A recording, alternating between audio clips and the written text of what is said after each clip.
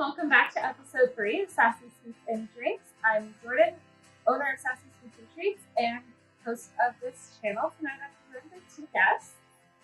We have Tara and Adam. Tonight I will be making a chocolate cake, and this recipe calls for 2 cups of flour, 2 cups of sugar, 3/4 cups of cocoa powder, 2 teaspoons of baking soda, 1 teaspoon of salt, 2 eggs, 1 cup of milk, 1 cup of vegetable oil, 1.5 teaspoons of vanilla, and 1 cup of hot water. I'm Tara, I'm Jordan's mom, and this is Adam. We don't actually want to Jordan, but we don't have our dog at Silverstick, Colorado. This recipe can be really finicky, so I like to hand mix it with a whisk and a mixing bowl. Just do it the old-fashioned way. So here I am just mixing all of my dry ingredients together first, and then I will add my wet ingredients later. But first I want to get these all mixed up until they are nice and combined in kind of a light brown color.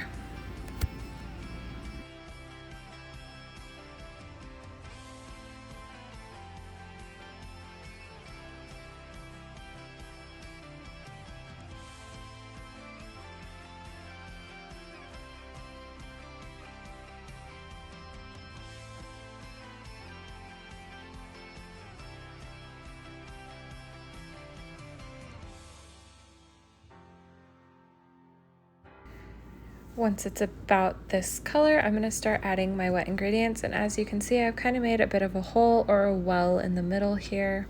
So first I'll add my milk, and I will mix that until it is mostly mixed in. You'll see that the batter tends to get really thick at about this point.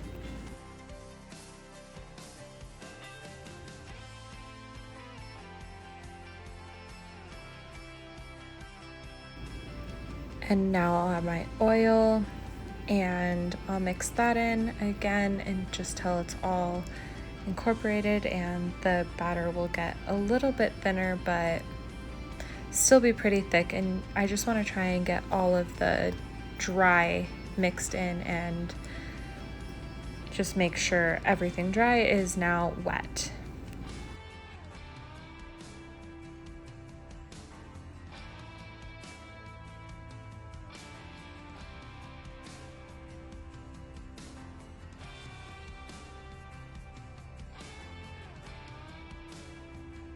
So now that my oil is mixed in, I'm going to add my vanilla, baking soda and salt, and my eggs.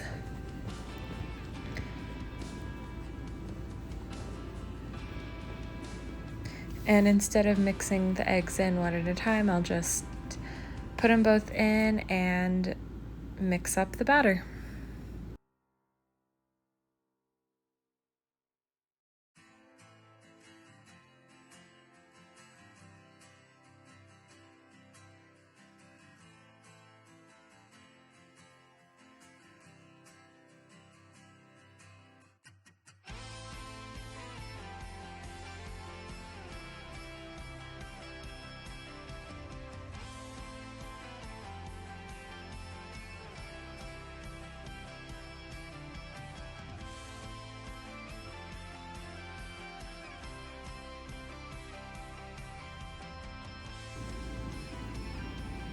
So now the batter is nice and thick. I'm going to add the hot water, and the batter is going to get relatively thin and it will look kind of watery.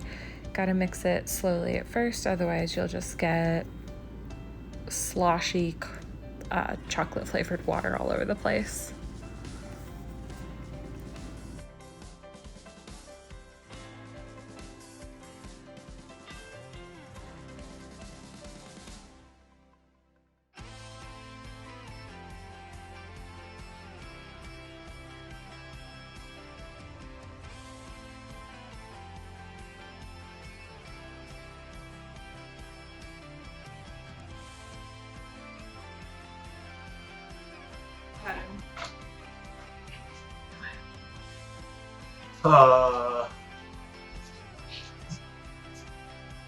I don't know what my background is. I had a really boring office job. I got laid off, and then I started working at a COVID testing site.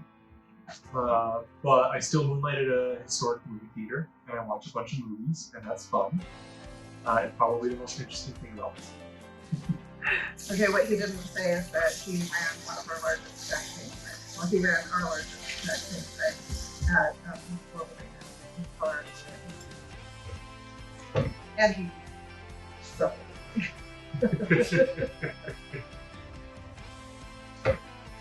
no help from me. All right, and Rebecca.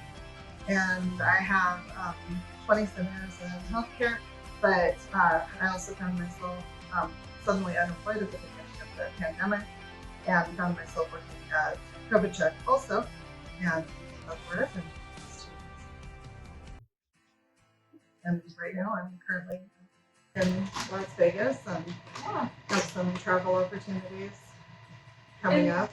That actually leads us right into our topic tonight.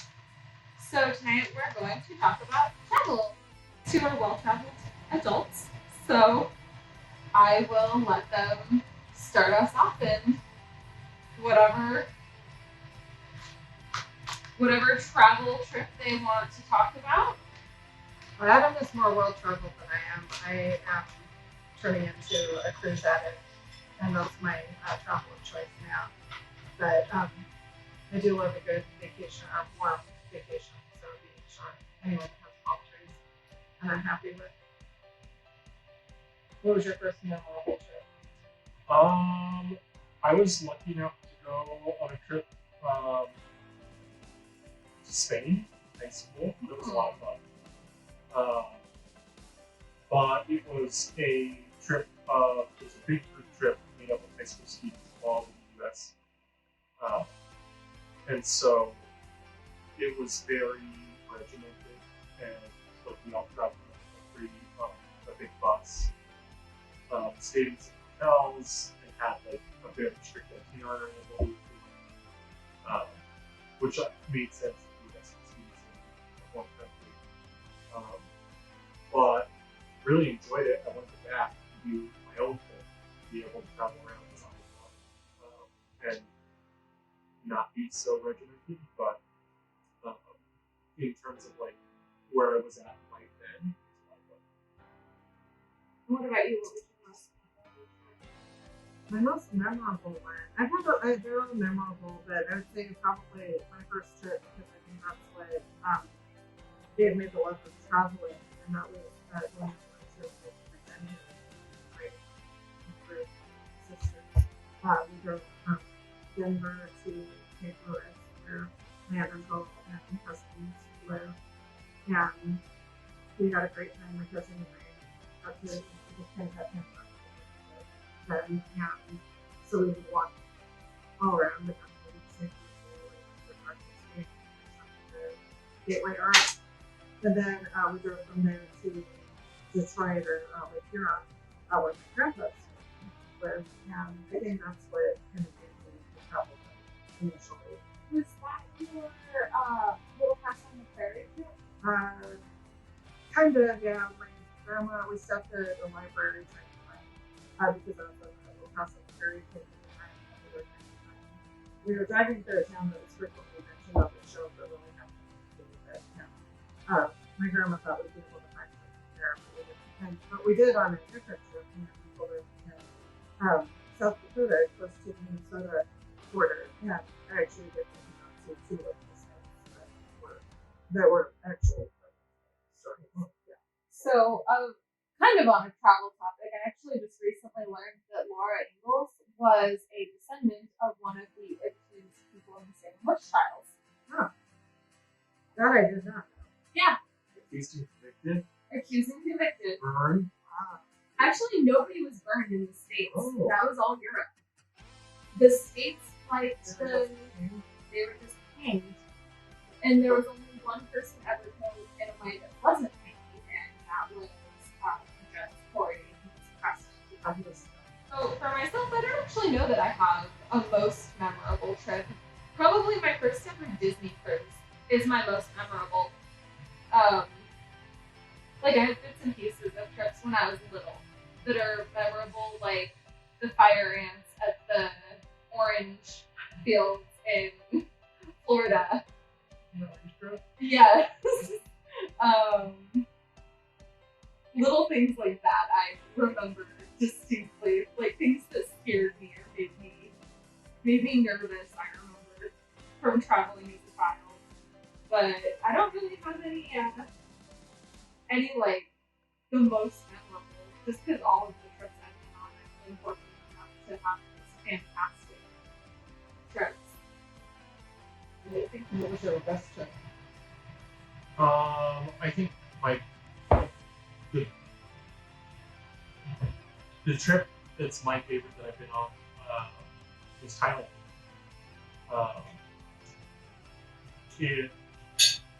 It was so far different, or so much different than like the United States. Just culture-wise, food, climate, and all of that was super fun. And it's also a gorgeous country. And we expected to go to the beach and finish off. So we're lucky. What was your best trip? And for any viewers that are confused by me referring to my mother as Tara, I'm just used to that. We've worked together for so long in a professional setting. I don't call her mom very often. She's Tara. It's true. We've only ever actually had one successful person that figured out that we're mother and daughter first try. Usually Mm-hmm. Well, and we look the same. Like, we have the same haircut, similar glasses. You say so. Best trip. I'd have to say it was. I think for sure it was the trip that when we went on our first trip with friends, because Jordan and I did a road trip to Florida. We drove from Denver to Florida, and while that had its moments, because we ended up driving to Kansas, it's not forecast. So that was scary. I thought for sure we were going to die on the way there, but we just got to see a lot of the country. And because we tried to, it was winter time. We left Denver on January 1st after a working 2 New Year's Eve shows on the road. So we didn't even go to bed after we were working at the convention. And we didn't get off work until 4 or 5. But literally went home and loaded up the car. Yeah, got on the road. So no sleep. Because we wanted to be out of Denver for the second time. And we drove into a snowstorm. But we got to see the Gateway Arches that got built and the Mississippi River. And we were driving through Tennessee. We went through Lynchburg, Tennessee. And beautiful thing. Gorgeous. The Gateway Arch is where I learned that I'm scared of heights. And just driving through Tennessee and into Kentucky. Well, we obviously were in Tennessee. And then driving Chattanooga. So just everywhere we drove, and then we came back a different direction. So we came across, we have the time of our lives on the trip, so that was the story. It was like 2 vacations in one. But driving across through Florida, we went into New Orleans and drove across Texas. So we just got to see so much of the country that I had never been able to see before. And Chattanooga is where I learned that okra was not a fish. Yeah, it is in fact a vegetable. Regional foods and the barbecue place in Tennessee, and she thought it was okay. I thought okra was a fish. What did she do that? Okay, we don't know the answer to that one. Okra sounds like a type of fish. Maybe. It sounds like it should be a fish. It's not a fish. I'm still shooketh that it's not a fish. It's good. You have this great barbecue on the roasted vegetables. Yeah. I was on the school side and the food around the city. And then, yeah, and we just had a great time on the road trip. And then I just had this, it was shortly after she graduated from high school. So even though we were already super close and super bonded, it was just two of us in the car for a couple days in each direction. And listening to, we had a limited XM radio in the rental car. We were trying to find the connector for iPod that was supposed to be in the car because they didn't have it, so the adapter for iPod. So we ended up just listening to XM radio all the time. It was the same as if 5 songs they played the whole time. But it also introduced us to some of our favorite because that was all we could listen to. That's true. Yeah. We learned a lot of our favorite bands on that drive. I would say probably that's my favorite or the best trip I've ever been on as well. Just everything aside from the blizzard. I almost just called it a snow hurricane.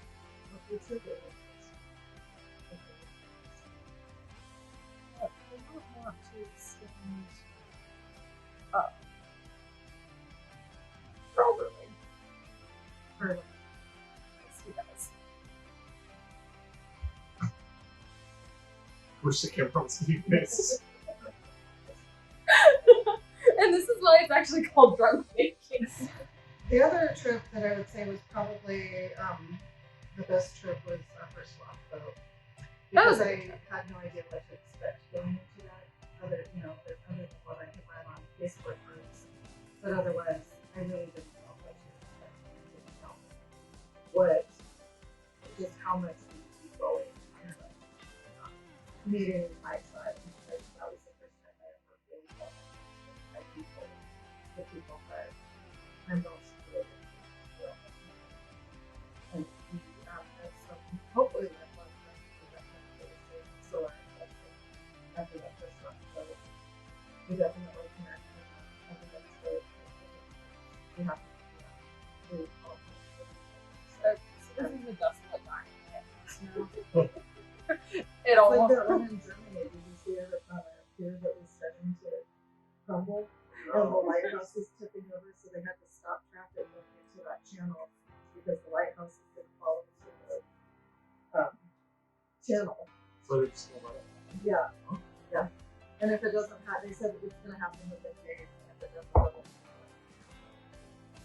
so I think you can just do it in the lighthouse in Germany. That was with penis? yes. Because like someone fell. You know what? It's fine. We're gonna eat it anyways.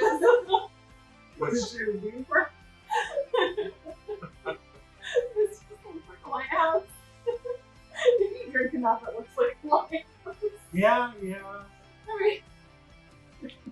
They got me glasses. Also, which I mean, lighthouses look like penises from far away. yeah. I mean, Well, that's true. They just light up. have, It's like a little dark penis. have you seen the movie that came out a couple years ago? It must have been like right before COVID. But it's called The Lighthouse. No, but I have read the book. It like the movie is just 2 hours of like phallic. Like So, there's like phallic representation like in every piece. so the inspiration behind the lighthouse penis cake. My favorite podcast just did an episode on spooky lighthouses, and that's also kind of where I got the idea of like, oh, travel. Okay, it'll look. What was just your worst trip? Or worst thing that happened on a trip. Yeah, because I don't like tripwise. I don't ever want to go away from a trip and be like, that was the worst trip ever, or like that was a bad trip, because I think you know find something good. But and this also isn't necessarily like the worst story, But in Bangkok, my group and I were like subjected to like a tourist scam ish. We had a tuk-tuk driver that came up to us and listed off all of these places around Bangkok that weren't admittedly on our list to see, like a few of the bigger temples, the Royal Palace in Bangkok, and offered a really good deal on a tuk-tuk ride to all these places. And it was our first day. None of us, we were probably still jet lagged. I just like, yeah, this sounds like a great idea. But come to find out, after we had gone to a few places, then we got taken to a tailor, a suit shop. And we went in, got the spiel, and then we're like, no, like we don't want to buy a suit today. I had planned to buy a suit, but not that day. I had a shop in mind that I wanted to go to. And then we went to another suit shop. And then we went to a third suit shop. And we're like, dude, like we don't know what's going on here. We'll just give you cash. Like, can you just take us back to the palaces? Like he was very adamant that we keep going to suit shops. And yeah, reading up on it, like it sounds like the driver got some sort of conviction for bringing us there. And the silver lining was I did end up getting a really good deal on a suit that I had tailored to my body, and I still have it. It makes me look super good, and it's really well made, and it was incredibly cheap.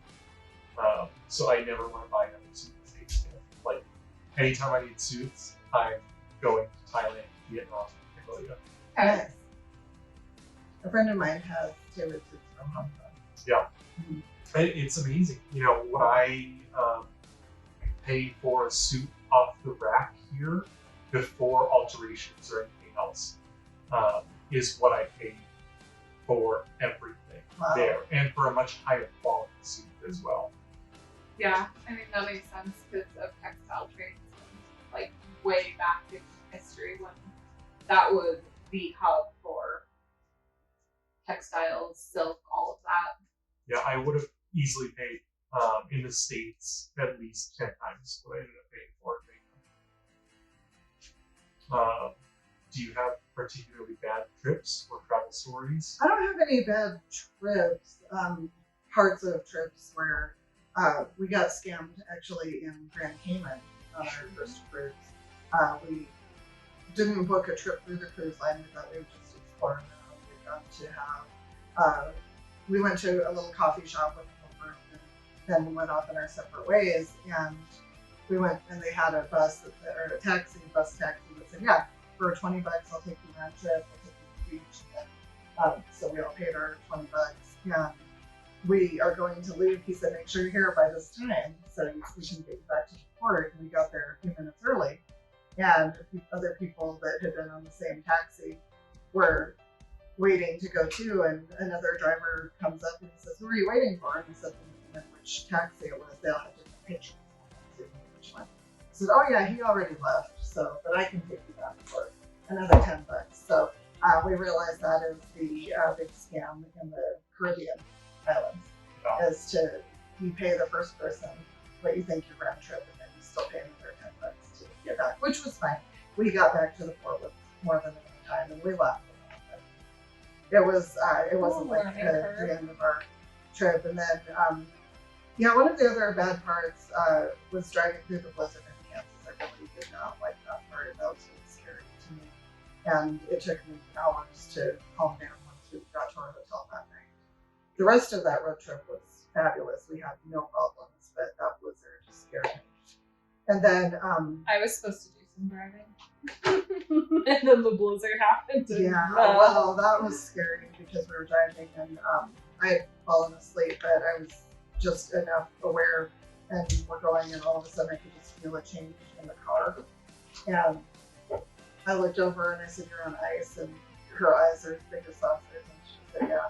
And I said, okay, don't make any sudden movements. And I'm to get off the ice. And then as soon as she got off that patch of ice, then I told her to pull off in the next town and I'll take her with But yeah, that was a little frightening that day. And then the only other really bad time that was scary was losing my purse in Las Vegas, but I actually got it back with all my money. So that ended up, all of the trips ended up having still good endings. And overall the trips were a heck of a lot of fun. So I think my worst trip, hands down, and it was bad start to finish, was New York. Oh, yeah. That was a horrible trip.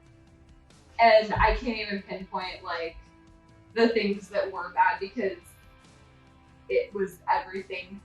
I mean, I was getting bullied pretty severely after something happened at school, and it was a school trip.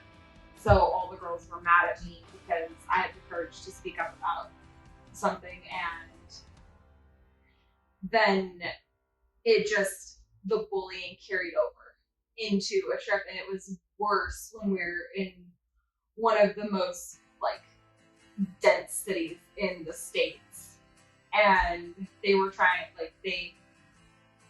I was young and trusting of people, and this is about when my trusted people just gone forever. They had kind of played it off as they were trying to make amends for being bitches to me, and they were like, "Why don't you come out shopping with us in Times Square?" So I was like, "Yeah, that actually sounds like fun. Let's go." They abandoned me in Times Square. Fortunately, you were close by and you were able to get back to your hotel. Yeah, fortunately, I was able to get back to my hotel safely, and I knew where I was And going. you were on the phone. And I was on the phone with my mom the whole time. I was crying my eyes out. I was furious.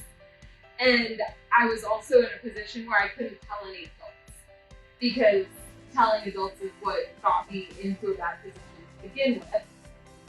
And I didn't trust anybody at the time. I think the only good part of that trip was getting to go to some of our country's most historical locations. I got to see Alexandria and Parade, and that was cool.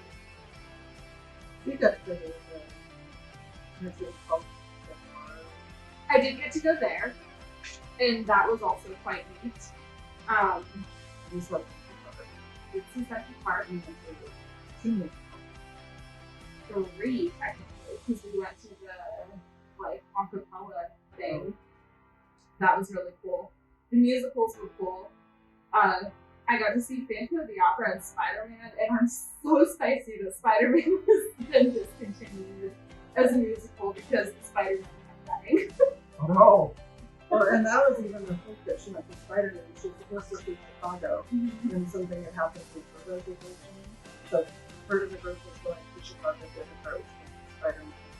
But she ended up, it kind of fueled her love for Marvel. It did. It really did. That's kind of what triggered her love for Marvel. That's when I realized, like, I really love Marvel, and I have obviously it was like 2012, so I had a smartphone, and I downloaded a couple comic books on that trip because I didn't really talk to. But you still I had had no to friends. see Traveling Broadway in Chicago. So. I didn't. Traveling Broadway version of Phantom of the Opera, not Chicago. No, you saw Chicago. No. No. Neil did. Oh, I did get to see Chicago. That was here in Denver. Not traveling abroad. No, I said it Traveling Broadway. Yes. I did get to see that. Chicago is an incredible musical. I recommend it to anybody who wants to see a musical. What are your travel pet peeves?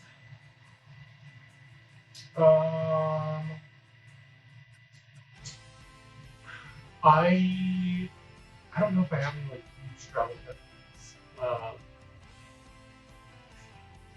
Don't take this wrong. Oh, he's looking at me. No, Oh, no. and people of the world, when I travel outside of the country, I try not to be easily identified as an Okay. and so like when people that I'm traveling with are distinctly American, I'm just like, oh, I don't know them. They're not with me. That's fair though. No, I can go too red. And then that's like, I guess the other thing. And then like complete disregard customers. If you're aware of it, and you're still just like, I'm going to do this no matter what. Yeah. Or you're going to go out of your way, knowing how to go out of your way, or if you're doing anything that like is offensive to people traveling, like that makes great about it. And so I'm like pretty, especially outside the country, I'm pretty selective. That's That I come with. That's actually really, I can't think of the word, but that's not something that a lot of people think about as cultural customs. I haven't traveled out of the country enough to really have the cultural experiences, but I definitely understand that. And I think one of my pet peeves traveling is when people don't respect the environment where they're at, littering on the beaches or desecrating trees and rocks and national monument type things. I have an issue with that, seeing that happen. People throwing their trash over the side of the ship, or just seeing trash in the ocean going by, or just seeing all the trash on the beach, and people not respecting. But we go to St. Pete Beach or in the fall or in the late summer when it's sea turtle season. We have still yet to see it. They have orange lights because they keep the lights attractive. So walking down the beach with a flashlight is not really. I hate Jello. I have a bitter hatred for Jello. I don't like things that on the board.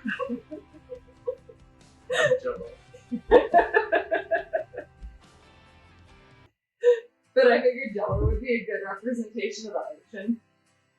Yeah. It just moves on. It just kind of, it's just there. Goes where it wants to. And it jiggles. It's a texture thing for me. I don't like flan. I don't like Jello. I don't like pudding. Don't like creme brulee. The only other time I have an issue with traveling in a group, I know for everybody to see what they want to do and what they want to try to decide. But I always feel bad if somebody doesn't speak up, because if I don't know they want to do something, then I may not push for it. And if they speak up and say, "Hey, I really want to do this," I might, yeah, that actually sounds like a lot of fun. Let's do that. So I just believe in speaking up, and if something doesn't appeal to you, or if you really want to see it or something, speak up, because chances are someone else in the group wants to do the same thing, and they're afraid to speak up as well. I would say my travel pet peeve is groups not moving properly. If one person says they have to go to the bathroom and it's been 6 hours since everybody's been to the bathroom, probably everybody has to pee. But also, I prefer when I travel with groups that everybody is prepared and they have studied, or they're at least aware of the needs of the trip. When we went to Disney World for her birthday, I made sure to get everybody a water bottle. Part of the party package that I made, or party favors, were water bottles for everybody and lanyards for our masks, because I didn't want, it was still pandemic time and masks were required everywhere. I didn't want to be in a position where we get into the park, we're getting into line, and somebody's like, "Oh no, I forgot my mask." They were on a lanyard, they were attached to you. You're not forgetting your mask. But also just, I like trips to be planned. I'm not a let's just go and see what happens kind of vacationer. I want to know what's gonna happen before it happens. I can go either way. Some of it I like to just wing it and go wherever the trip takes us, but other times I like to at least kind of know, okay, we're doing this and this today. And then whatever we land on in between, I'm fine with that. Our St. Pete trips, we would never have found St. John's Pass if it weren't for just, let's see what happens. Yeah. That was an accidental find, and every time we go to St. Pete now, it is a requirement that we stop at St. John's Pass.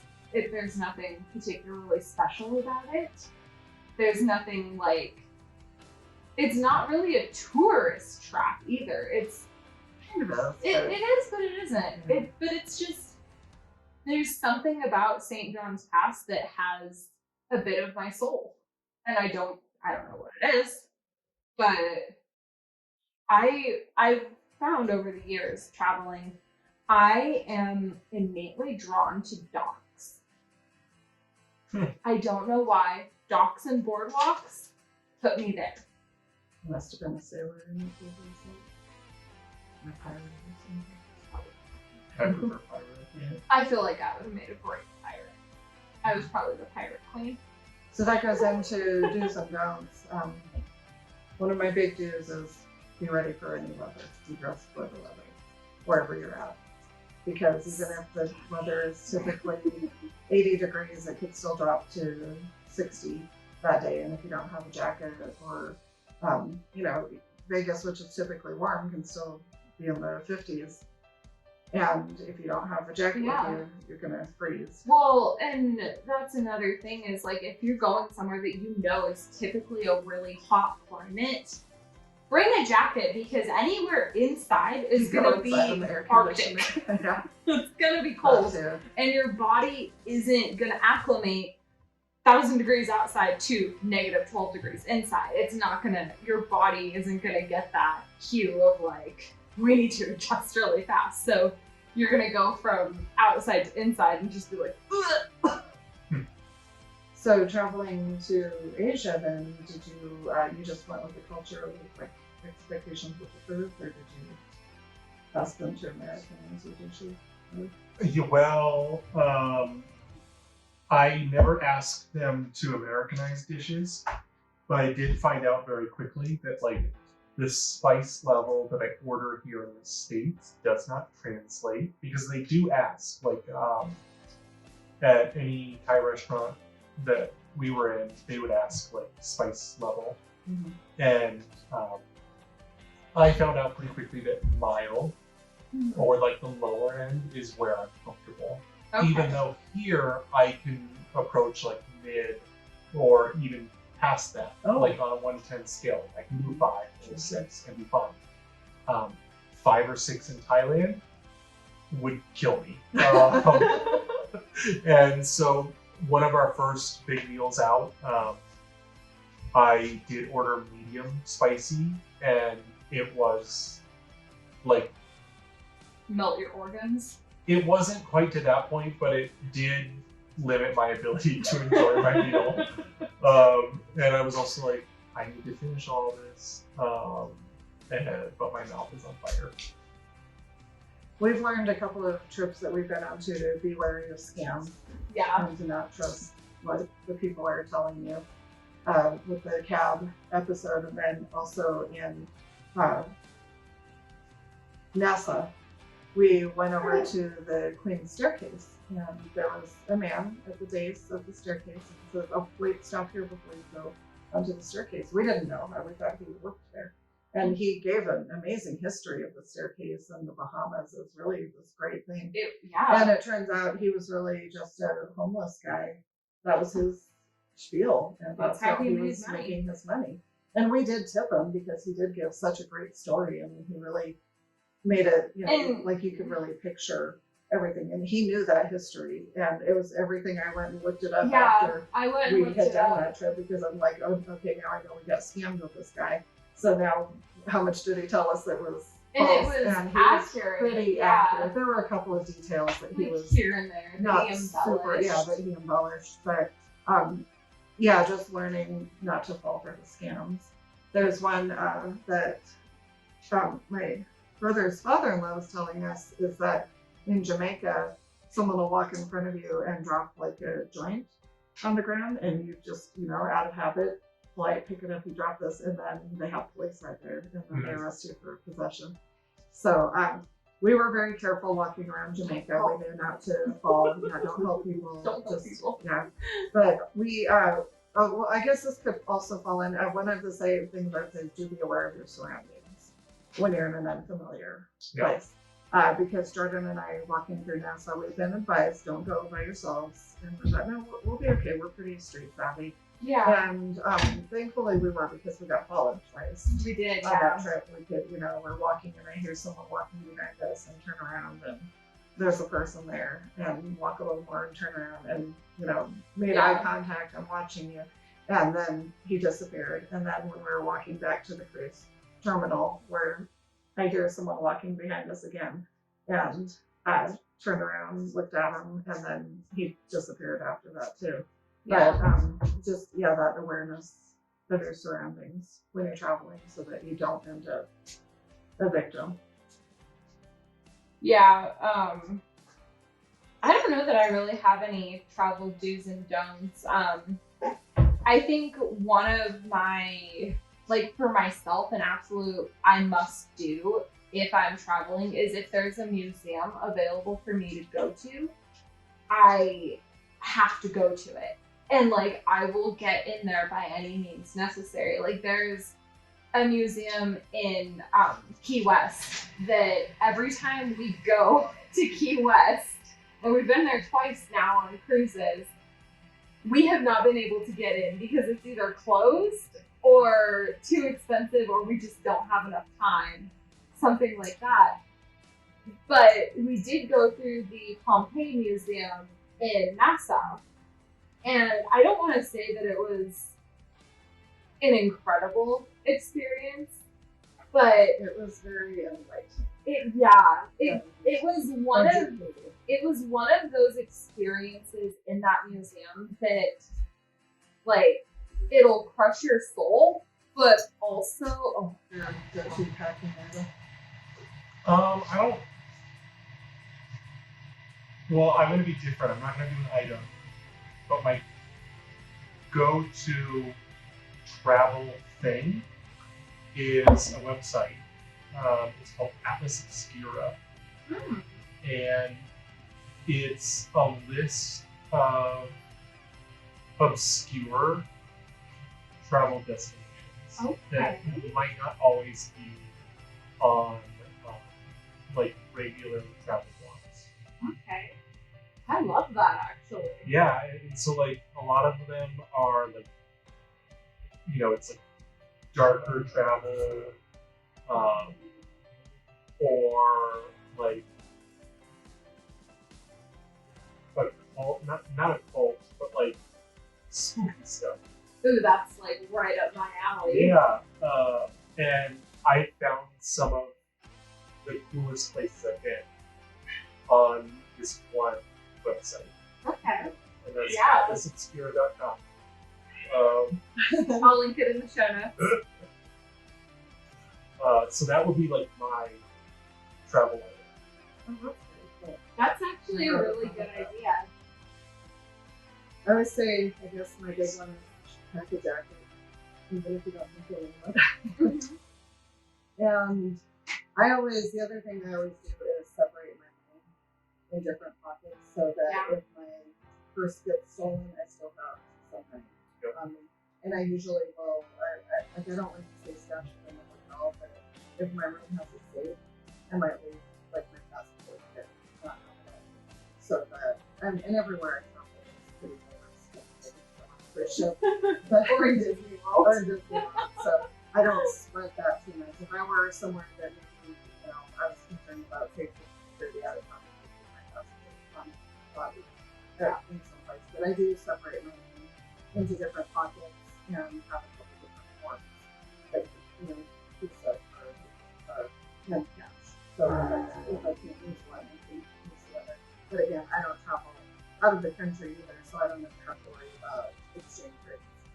And all the cruise ports, they all pay $. So water and jacket. Those are my go-tos or my must-pack at all times. I'd say my must-pack is a water bottle.